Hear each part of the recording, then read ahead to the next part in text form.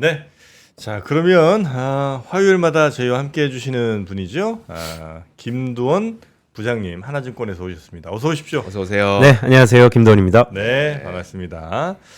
자, 우리 김두원 부장님, 지난주에 쭉 얘기하시다가 조금 저희가 시간이 좀 부족했던 부분이 좀 있었는데, 지난주 저 어떤 내용이었는지 한번 짧게 우리 이주호 기자님이 한번 정의 좀 해주실까요? 스테이블 코인에 대해서 이야기했었죠. 그랬었나요? 스테이블 코인이 왜 지금 시장에서 그렇게 각광을 받고 있는지에 대한 맞아, 이야기가 맞아. 좀 있었는데 네. 오늘은 저는 이거 보내주신 자료를 좀 보면서 통상 이렇게 지난주에 해주셨던 것처럼 하나의 키워드, 네. 오늘은 스테이블 코인, 뭐 지난 시간에는 뭐 딱 했는데 오늘 보니까 약간 세 가지 이야기를 해주실 것 같더라고요. 네. 관세, 그 다음에 FOMC. 그리고 우리나라 상법 개정까지. 좀 오늘은 좀 전략이 약간 복잡한 건가요? 아니면 그냥 시장을 좀 나눠서 봐야 된다 이런 의견이실까요? 네, 두 가지가 다 함축되어 있고요. 네. 근데 최근에 시장에 영향을 미치는 이슈들이 네. 실적 시즌이 지나가고 있죠. 미국의 실적은 호실적을 기록하고 있습니다. 연이 사상 최고치를 경신하고 있고, 네. 근데 한국의 코스피는 지금 기간 조정 중이거든요. 네. 크게 오르지도 크게 떨어지지도 않고 있습니다. 이럴 때 다양한 요인들이 우리 시장에 영향을 미치는데 가장 크게 봤던 것이 이제 관세. 8월 1일로 못을 일단 박아놨으니까요. 네. 다음 주에 FOMC가 있습니다. 그리고 저 개인적으로는 많이 임박했다라고 보는데 네. 이재명 정부의 세법 개정안, 네. 상법 개정 이후에 세법 개정이 사실 8월 중순쯤에 나올 가능성이 높은데 시장은 빨리 소화하니까 지금부터 하이라이트 될 가능성이 높다는 측면에서 오. 조금씩 어떤 흐름에서 어떤 포인트가 중요할까 한번 다뤄보자라는 느낌으로 갖고 나왔습니다. 네. 자, 그러면 지금 트럼프가 상황이 아주 좋진 않죠? 트럼프는 지지율만 보면 네. 계속 떨어지고 있습니다. 그래요. 지지율만 보면. 네. 네, 먼저 화면부터 잠깐 보여드릴까요? 이겁니다. 화면을 보시는 것처럼 네. 트럼프의 지지율은 계속 떨어지고 있습니다. 해방의 날 이후에 잠깐 반등했었는데 4월 달에 그 이후에 계속 우하향하고 있습니다. 파란색입니다. 그럼에도 불구하고 미국의 주가는 미국의 기업들의 실적은 뭐 I don't care 하고 있습니다. 사상 연일 신고가를 경신하고 있습니다. 시장에서는 이것을 한마디로 월가에서는 타코, 트럼프는 항상 겁을 먹는다라는 얘기를 하고 있고요. 근데 요거 잠깐 보시면 우려에 비해서 미국 경기의 관세의 영향이 아직까지는 나타나지 않고 있습니다. 안 나타나요? 네, 아직까지는. 그러니까 흔히 관세의 영향이라는 게 인플레이션과 경기 둔화죠. 네. 그런 것을 함축적으로 볼 수 있는 것이 고통지수라는 것이 있습니다. 그러니까 미국에서의 관세 영향 말씀하시는 거죠? 맞습니다. 네. 미국의 관세가 왜 중요하냐면 지난 1분기에 미국의 성장률이 역성장했거든요. 수입이 엄청 늘어서 네. 연율화 기준으로 맞아요. 22%. 네. 미국이 수입이 이렇게 늘었다는 것은 미국 이외의 카운터 파티들, 네. 다른 국가들의 제조업이 좋았다는 것입니다. 돈 많이 벌었겠죠. 네. 그게 1분기의 실적인데 네. 2분기 들어서 미국의 수입이 원상태로 원복하고 있습니다. 네. 그러면 한국을 비롯해서 주요국들의 수출이 둔화될 가능성이 높다라는 것이 네. 우리 시장에 미치는 큰 얼개이죠. 네. 그런 의미에서 화면에 보시는 것처럼 그럼 미국은 어떠냐? 미국은 수입이 엄청 늘었다가 2분기, 3분기 들면서 다시 제자리로 돌아오고 있는데 아직은 관세가 8월 달에 변수이지만 네.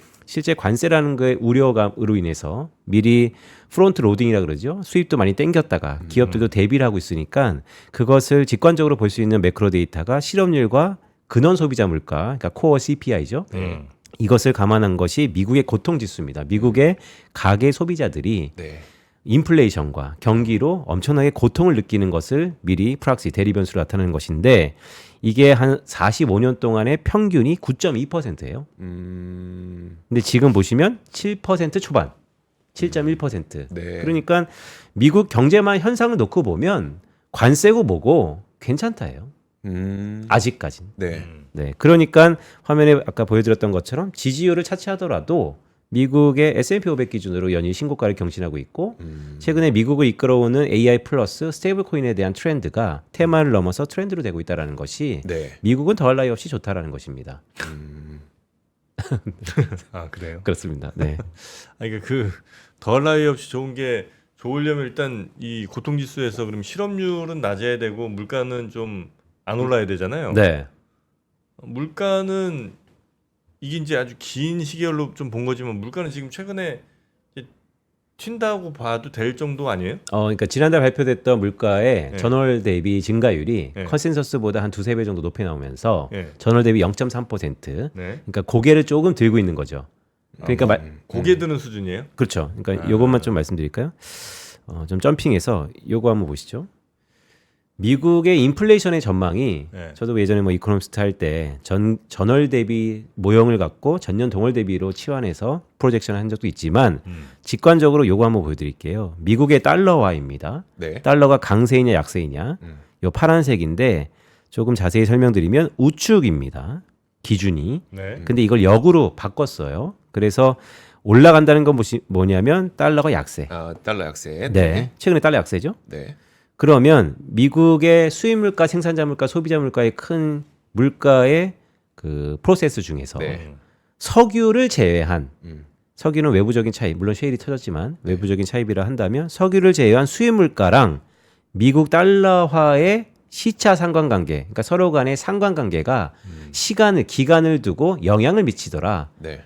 그래서 한 10개월 정도 선행합니다. 지금 보시면 아까 정프로님 말씀 주셨던 것처럼 물가가 오를 가능성이 있죠. 물가 아, 오를 선행한다고요? 네. 미국 달러화가 네. 미국의 수입 물가를 선행합니다. 그 달러 약세는 사실 그 되게 이론적인 거 아니에요? 달러 네. 약세는 미국 통화 갖고 있는 사람들이 내 돈의 가치가 떨어졌으니까 비싸게 사야 돼. 그냥- 그렇죠. 네. 그래서 화면 보시는 것처럼 네. 네. 미국 달러 약세가 뭐 관세로 인하냐, 아니면 네. 미국의 국채 시장의 우려 때문이냐, 크레딧의 어. 문제냐, 아니면 최근에 오늘도 얘기하겠지만 파월과 트럼프 간의 신경전 때문이냐 등등을 놓고 보더라도 네. 달러가 약세 국면이 상반기 내내 지속됐기 어, 때문에 네. 물가가 오른다는 거예요. 오른다는 거네요. 네. 그러면 다시 복귀해 보면 네. 고통지수를 보니까 아직은 괜찮습니다. 네. 근데 정프로님 말씀 주셨던 것처럼 최근에 아닌데 물가가 고개를 드는데 그래서 지금부터 이제 고개를 드냐 마냐의 싸움이에요. 네. 아. 그래서 여기가 이제 분수령이라는 거죠. 이런 네. 것들이. 그런데 이제 변수는 4월에 우리가 얘기했던 것처럼 갑자기 8월 1일 날 어저께 베센트 장관도 재밌는 얘기를 했는데 8월 1일까지 우리가 못을 박았지만 네. 그러니까 그 이면에는 협상이 녹록지 않다라는 거죠. 네. 꼭 그때 마침표를 못 짓더라도 네. 미국한테 유리한 쪽으로 하겠다. 그러니까 네. 오래 간다는 겁니다. 그래서 계속해서 그것의 결론은 뭐냐? 물가가 오르겠는데? 네. 에 대한 우려죠. 그럼 다시 한번 보시면 화면에 보시는 것처럼 4월 2일 날 해방의 날 이후에 주요국들이 현재까지 네. 관세율이 어떻게 됐냐? 그 전에 많은 국가들이 합의도 하고 협상도 하고 있지 않습니까? 네. 베트남, 캄보디아, 미얀마, 인니, 인도네시아를 네. 제외하고는 낮아지지가 않았습니다. 그러니까 그들 국가는 협상을 했고 네. 다른 국가, 한국을 비롯해서 일본은 오히려 높아졌고 네. EU도 높아졌고 유럽 연합 많이 높아졌네요. 그렇죠. 네, EU가 이번에 타깃이죠. 아. 근데 이러다 보니까 관세율이 높아졌다. 그럼 경기가 둔화될 거고 네. 또 물가, 인플레이션 압력도 높겠다. 그러면 기업이 주가야 기업의 어닝에 대한 프락스이지만 조정받겠는데 그리고 워낙 많이 올랐잖아. 네. 뭐 이런 것들이 이제 가장 하이라이트 되고 있는 시기인 것이죠. 네. 데이터를 놓고 보면 그러니까 이제 우리도 만약에 우리나라가 지금보다 그 한국은행이 막 돈을 뭐 유동성만 20%씩 더 찍어낸다 이러면 이제 당장 몇 달은 좋겠죠. 경기만 화랑될 수도 있고. 소비 쿠폰. 예. 네. 아니 뭐 꼭 소비 쿠폰 얘기하는 건 비판하신 아닌데. 겁니다. 네. 예. 여튼 그래서 막 돈을 막 풀면 네. 당연히 좋겠지만 그렇게 이제 못 하는 거는 그렇겠다. 나중에 이제 후과가 훨씬 크니까 안 하는 거잖아요. 그러니까 이제 맞습니다. 근데 미국은 지금 그냥 미국의 달러 가치는 하락해. 그러니까 달러 가치가 하락한다는 거는 이제 물가가 올 수밖에 없는 거고 딴 나라에서 뭐 사올 때 돈을 더 줘야 된다는 거잖아요. 네. 그러니까 그것도 오를 것 같아. 그리고 돈은 더 풀어. 그것도 이제 저 달러 가치 하락하고 물가 오르는 원인이 될 거고 또 관세까지 붙이면 더더욱 사람들의 소비가 막 이전보다 50%막 100% 늘어나지 않는 이상은 네. 당연히 그럴 일도 없을 뿐더러 네. 그렇지 않은 이상은 어마어마하게 물가가 이 부담이 될 거 아닙니까? 네. 그게 올 뭐 연말이든 뭐 그렇게 오래 지나지 않아서 나타날 현상일 것 같은데.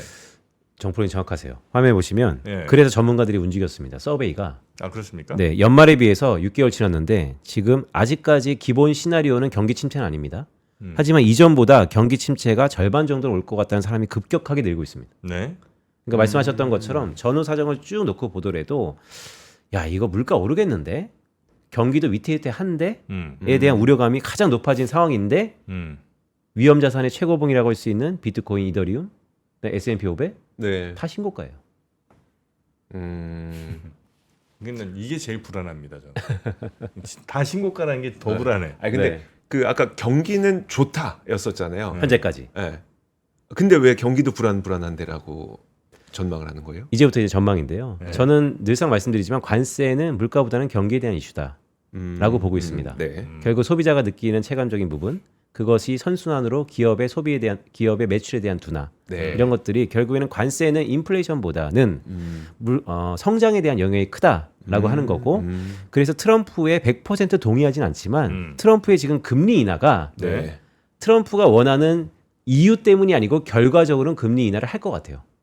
아, 그러니까 그렇죠. 망가져서 금리 인하가 될 거다. 그래서 저의 가장 큰 포인트는 연준이 선행적으로 움직일 거냐, 네. 아니면 정말 데이터 디펜던시 한다 그래서 네. 다 망가진 다음에 우리가 역사적으로 계속 반복됐던 것처럼 이러다 조정 크게 옵니다. 그때 사세요. 지금은 살 때가 아닙니다. 이 반복된 패턴을 할 것이냐, 아니면 이번에 진짜 연준이 좀 앞서서 해볼 것이냐. 왜냐하면 최근에 연준의 회고록들을 보면, 네. 그러니까 의장이 바뀐다니까 다시 직설적으로 평가를 하고 있잖아요. 그러니까 재밌는 스탠스가 이런 것들이 나오고 있어요. 지난 4월달에 했어야 되는데, 금리를 낮춰야 되는데, 이런 외신과 전문가들의 사설과 칼럼들이 나오고 있습니다. 연준 위원들의 발언들 말씀하시는 거예요? 맞습니다. 네. 지난 4월달에 해방의 날 바로 그때 타이밍이 네. 선제적으로 금리를 낮출 타이밍이었다. 그 말은 가만 복귀해 보면 지금 늦었다는 겁니다. 근데 이제 여기서 만약에 금리 인하를 해버리면 네. 선제적으로라도 해버리면 버블의 책임을 연준이 뒤집어 쓸 수 있잖아요. 네. 그걸 연준이 할까? 그래서 안 되니까 뭐 의장을 갈겠다 이런 얘기가 나오는데, 네. 그래서 말씀드렸던 것처럼 그래서 가장 중요한 게 지금 이제 관세에 대한 얘기가 네. 결국 다음 주에는 FOMC로 연결되는 겁니다. 그러겠네요. 이번 FOMC는 소문난 잔치입니다. 네. 금리 선물 시장에서 7월 FOMC에서 금리를 낮출 거라고 생각하는 사람들은 10명 중에 4명도 없습니다. 그러니까 10명 중에 4명밖에 없습니다. 네네. 전부 다 한 90명 이상이 100명 중에 네. 다 동결이라고 봅니다. 이쯤 되면 네. 별반 없다라고 보는데, 저는 개인적으로 이번 7월 FOMC를 가장 주목하고 있습니다. 화면에 보시는 것처럼 하반기에 FOMC가 4번 있습니다. 7월, 9월, 10월, 12월. 네. 보통 6주에 한 번씩 열리니까 4번 있는 것이죠. 그래서 저희 하나증권도 하우스비가 그렇지만 네. 9월과 12월에 각각 25 베이스 포인트, 그러니까 50bp 낮춘다는 게 글로벌 컨센서스예요 지금. 네. 근데 항상 이런 컨센서스처럼 움직인 적은 없죠. 그렇죠. 근데 저는 여기서 딱 하나 빠진 거. 네. 우리 금융, 특히 주식과 채권 투자하시는 분들이 항상 주목하는 8월달에 잭슨홀. 아, 네. 네. 그래서 저는 실제 8월 말에 잭슨홀이 있죠. 그래서 이번 잭슨홀은 이전과는 좀 달리 많은 것들을 시사하고 내포할 가능성이 있는 잭슨홀이다라고 보고 있습니다. 그렇기 때문에 올해 FOMC 4번 있네. 그럼 한 2번 하겠네. 9월 달에 하고 연말에 가서 한 번 하고. 네. 그러면 시장도 이미 다 알고 네. 그 안에 경기 침체에 대한 우려가 이전보다 높아졌지만 네. 올해 얘기는 아닐 테니 그냥 고만고만 하겠다. 네. 그래서 크게 못 벌더라도 그냥 적당히 투자하고 나면 되겠다라고 하는 게 이제 컨센서스로 자리 잡고 있죠. 그러다 보니까 주도주는 바뀌지 않는다. 순환매가 나타날 것 같다. 외국인이 사는 걸 봅시다. 아니면 뭐 우선주를 봅시다. 뒤에도 잠깐 얘기하지만 다른 것들을 얘기할 텐데, 여기서 더 중요한 건 저는 잭슨홀이라고 봅니다. 잭슨홀이 전과 후를 많은 투자 패턴을 바꿀 수 있는 이벤트다. 그래요? 네. 잭슨홀에서 그러니까 그들이 뭔가를 결정하는 거에 따라서 우리가 투자를 좀 결정을 해야 돼요? 만약에 잭슨홀에 저의 우려대로 아니면 바람대로 발표한다면, 뭘 발표해요? 네, 화면에 보시는 것처럼 이겁니다. 페드 리슨이라 그래서 네. 연준은 2012년부터 소통을 하기 위해서 다양한 채널들이 있습니다. 네. 그 중에 자구적으로 2020년도 팬데믹 이후에, 팬데믹 바로 직전이죠. 전임자였던 옐런 의장이 우리 평균적으로 목표 인플레이션을 도입할게요. 워낙 저금리로 한 10년 동안 고생했으니까 지금 팬데믹 이후에 인플레이션 때문에 잠깐 물가가 고개 든다 하더라도 네. 지금 당장 금리를 올리면 다시 저금리로 빠지니까 좀 볼게요. 한 4, 5년 볼게요. 아니 10년 볼게요. 근데 여기서 가장 중요했던 것은 얼마 동안 볼지를 발표하지 않았어요. 그러니까 평균적으로 인플레이션을 보겠다고 했는데 그게 1년일지 3년일지 5년일지 10년일지. 그래서 다양한 워킹 페이퍼들이 이코노미스트들이 자기의 모형을 갖고 계속 얘기합니다. 3년일 거다, 5년일 거다. 그리고 시간이 많이 지나버렸어요. 그래서 연준 내부에서도 이 통화정책 프레임을 재검토하고 있습니다. 작년 연말부터. 네. 지금 6개월이 넘었습니다. 그리고 이번 8월달 잭슨홀에서 재검토하는 중간 정도의 소고 과정들을 발표한다고 했습니다. 이게 FOMC 의사록에서 간간히 나타나고 있습니다. 네. 저는 이게 통화정책 프레임이 만약에 바뀐다면 8월 잭슨홀에서 과전에 QE2를 발표했던 것처럼 상당히 임팩트가 있을 거다라고 보고 있습니다. 어떻게 통화정책이 바뀌는 것은 화면에 보시는 것처럼 이제 평균 목표 인플레이션이라는 걸 도입했죠. 네. 그러니까 지금 물가가 오르고 내리는 거에 좌지우지하지 않겠다. 우리 큰 얼개를 놓고 보자. 왜냐하면 미국의 재패니케이션, 미국의 일본화가 네. 우리가 상당히 더 두렵지 않았겠느냐. 과거 미국이 일본화 된다고 기대 인플레이션이 내려가고 더 이상 유동성 함정에 빠지고 아마 네. 돈을 풀어도 경기가 살아나지 않는다. 이게 팬데믹 바로 직전의 흐름이었거든요. 네. 지금 지금 세상이 바뀌었지만 근데 여기서 가장 중요한 건 세상이 바뀌었다라는 것이죠. 그렇기 때문에 최근에 FIT라는 플렉시블한 네. 인플레이션 타겟, 유연한 목표 인플레이션으로 다시 회귀해야 되는 거 아닌가라는 목소리가 나타나고 있습니다. 가장 간단히 얘기하면 핵심은 이겁니다. AIT는요. 장기 에버리지, 평균 2% 유지. 네. 그게 1년이고 2년이고 3년이고 5년이고는 뭐 하나? 네. 어쨌든 중장기적으로 보자라는데 방점이 있고 FIT는 연간으로 봅니다. 1년마다 끊어요. 올해 2%. 네. 그러니까 이것은 예측과 전망이 수월하죠. 네. 예를 들어서 올해 2% 목표인데 네. 상반기에 1%다. 네. 그럼 하반기에 3%까지 용인하는 겁니다. 어. 거꾸로 상반기에 3%다. 그럼 하반기에는 1%로 용인하는 겁니다. 네. 그렇기 때문에 AIT는 과거 인플레이션 경로까지 충분히 고려해서 데이터 디펜던시 후행적으로 하는 것이죠. 다만 실수를 좀 줄일 수는 있죠. 네. FIT로 바뀌면 현재와 미래만 고려합니다.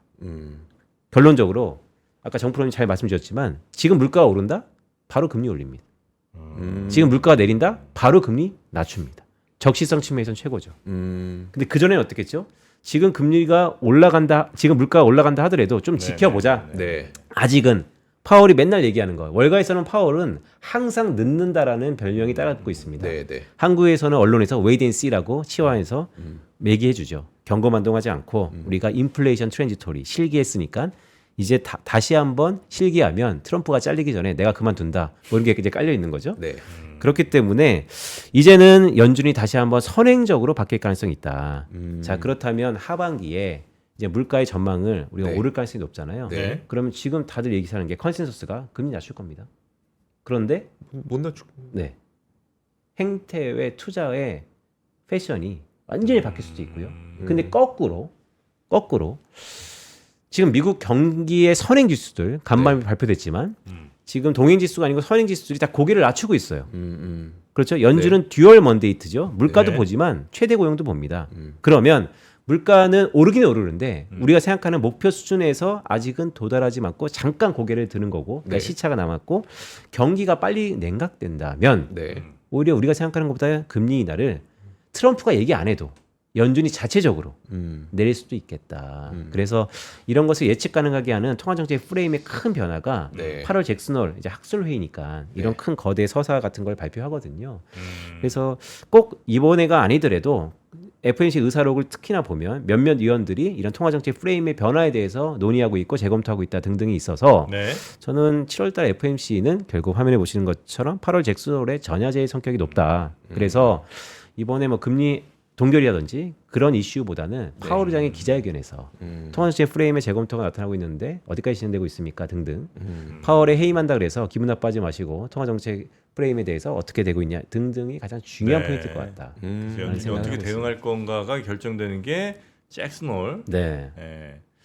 근데 말씀 쭉 들어보니까 금리는 인하가 올해 없습니다. 왜냐? 실업률은 트럼프의 그 반이민 정책으로 인해서 거기 이제 사실 좀 힘든 일들을 이제 하는 그런 분들이 좀 있었잖아요. 네. 근데 그분들이 계속해서 이제 못 들어가거나 아니면 있는 분들도 좀 나와야 되는 상황들이 계속 이어지면서 실업률은 오히려 유지가 잘 된다. 네. 거의 완전 고용 수준으로 연말까지. 네. 근데 물가는 오른다. 네. 즉 그러니 즉각 대응하는 이런 톤이든 아니면 조금 더 멀리 본다 하더라도 어떤 경우든 금리 인하 못한다. 네. 저는 그렇게 봅니다. 결론. 해외 전략가들 중에서 정프로님의 이런 뷰를 사서요.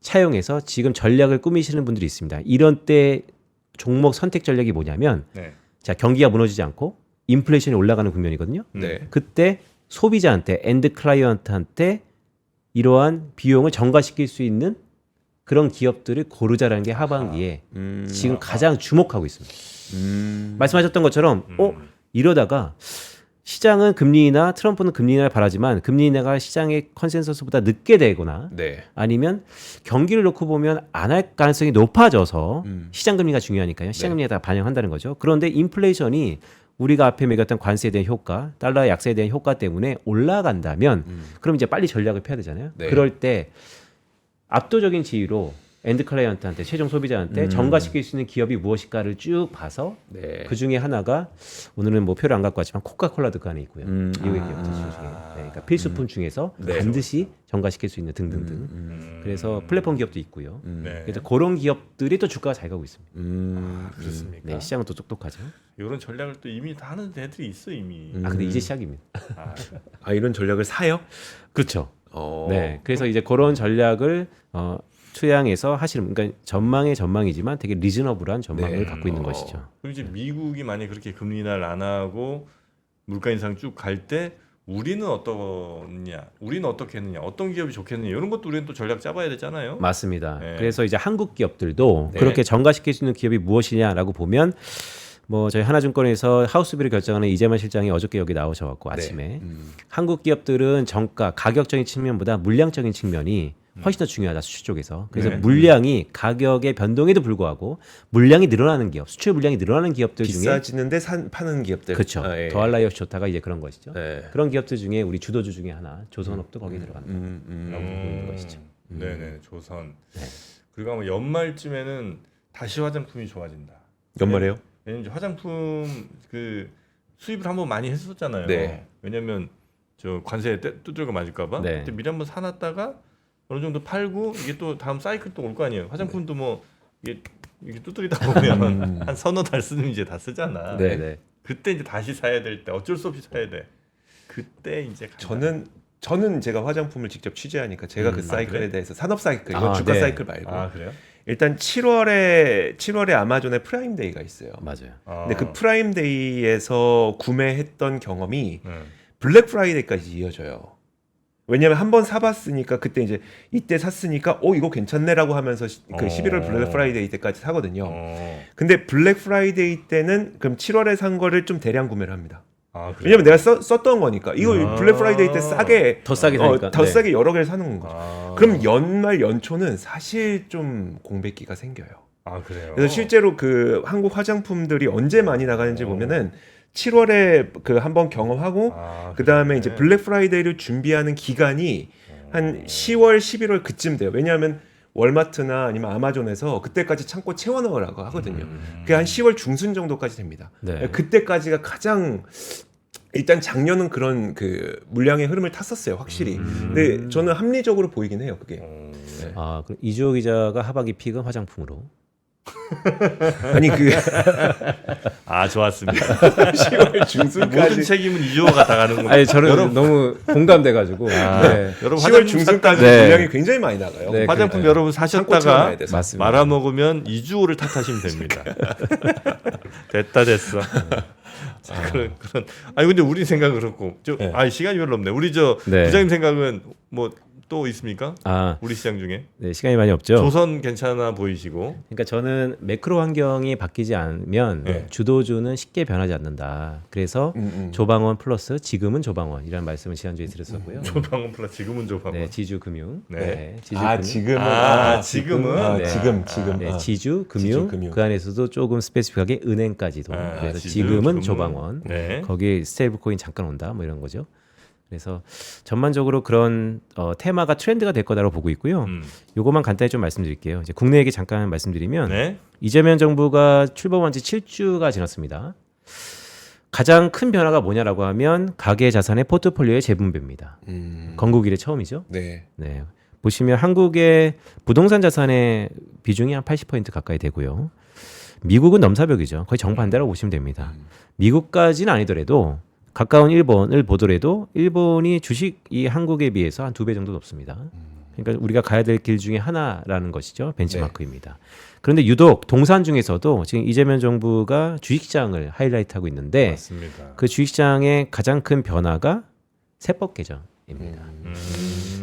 이제 막 논의가 되고 하루하루 뉴스 플로우들이 업데이트되기 때문에 약간 조심스럽긴 하지만 오늘 시점으로 나왔던 것을 최근까지 업데이트 좀 드리면 이번 세법 개정의 키는 세수 확대입니다.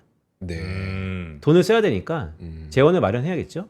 그래서 세수 확대인데 이전 정부가 있었던 부자 감세를 일부 되돌릴 가능성이 있어 보이고요. 네. 법인세라든지 뭐 최대주 양도세 소득 기준이라든지 그런데 자산 측면에서는 증시 부양입니다. 네. 키워드가. 그러니까 큰 얼개에서는 세수 확대인데 네. 우리 자산시장 중심으로 보면 증시 부양입니다. 왜 그러냐면 가계자산의 포트폴리오 리밸런싱도 있고 플러스 배당소득 분리과세. 이 배당소득 분리과세가 결국 배당을 더 늘려준다는 것이거든요. 이 배당의 성향이 높아지기 바로 직전에 네.